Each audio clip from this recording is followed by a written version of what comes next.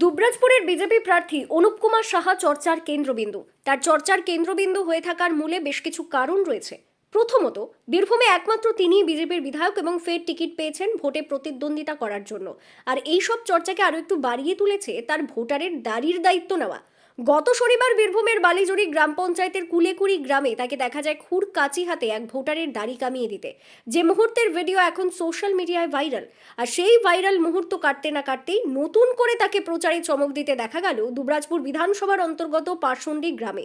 গত রবিবার তিনি নতুন এই চমক দেখান। এবার বিজেপি বিধায়ক অনুপ কুমার সাহা মূলত ওই গ্রামের অলিতে গলিতে ভোটের প্রচার সারেন নিজে সাইকেল চালিয়ে।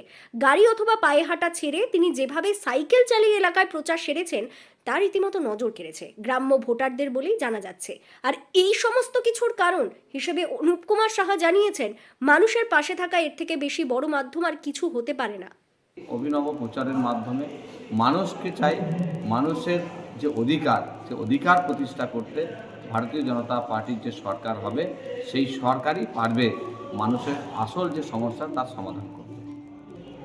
দেখুন, জরুরি কিনা জানি না, তবে অবশ্যই আমার মনে হয় যত রকমের এরকম মানুষকে যোগাযোগ করার জন্য, মানুষের সাথে সম্পর্ক করার জন্য, তাদেরকে বার্তা দেওয়ার জন্য যে কোনো মাধ্যমে হোক না কেন সেটা আমার মনে হয় করা উচিত এবং সেটাই একটা মাধ্যম।